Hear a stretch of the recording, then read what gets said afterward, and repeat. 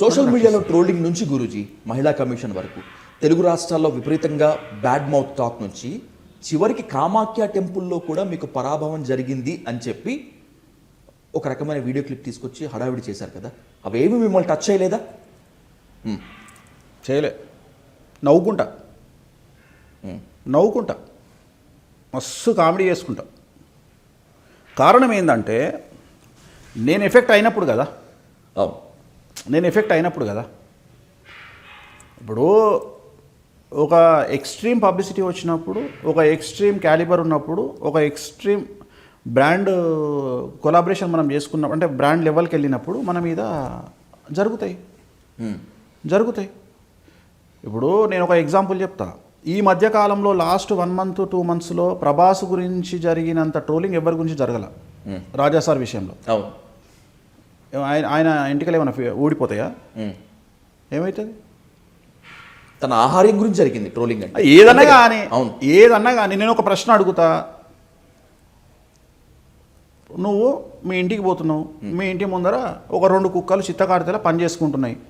అక్కడ ఆగి వాటిని సవరదీస్తావా, ఇంట్లోకి వెళ్ళిపోతావా? ఇంటికి వెళ్ళిపోతాను.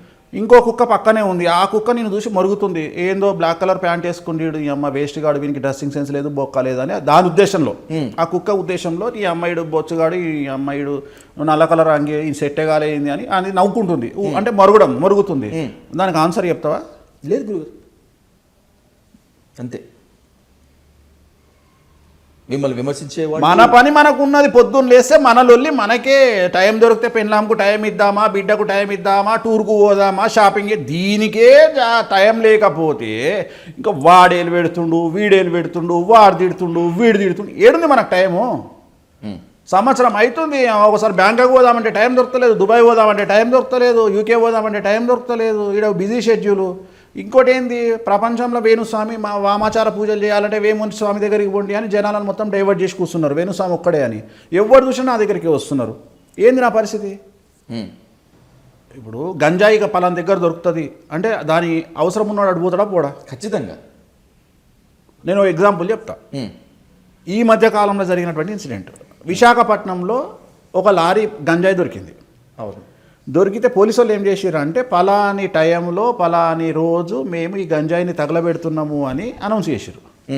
అనౌన్స్ చేయగానే గంజాయి అలవాటు ఉన్న కొడుకులందరూ బండ్లు తీసుకుపోయి ఎక్కడ తగలబెడతారో దాని చుట్టూ బండ్లు ఆపుకొని కూర్చురు. అది వాళ్ళు తగలబెడుతురు, వీళ్ళు వీలుస్తారు, వాళ్ళు తగలబెడుతురు, వీళ్ళు వీలుస్తారు. ఇక్కడికి వచ్చేసింది గంజాయి, ఎక్కింది కిక్కు. ఇది జరిగింది, ఇది మీరు చూసుకోవచ్చు, ఇది ఉంది, ఇట్ ఈజ్ నిజం. అట్లనే వేణుస్వామి వామాచార పూజలు చేస్తాడు, కామాఖ్య పూజలు చేస్తాడు అంటే నువ్వు డైరెక్ట్గా వేణుస్వామి దగ్గరికి పోండి అని చెప్పినట్టే కదా. సౌత్ ఇండియాలో నేను తప్పే వాడు చేయడు. అవును, ఆటోమేటిక్గా నాకు పబ్లిసిటీ వచ్చింది కదా, అయిపోయింది.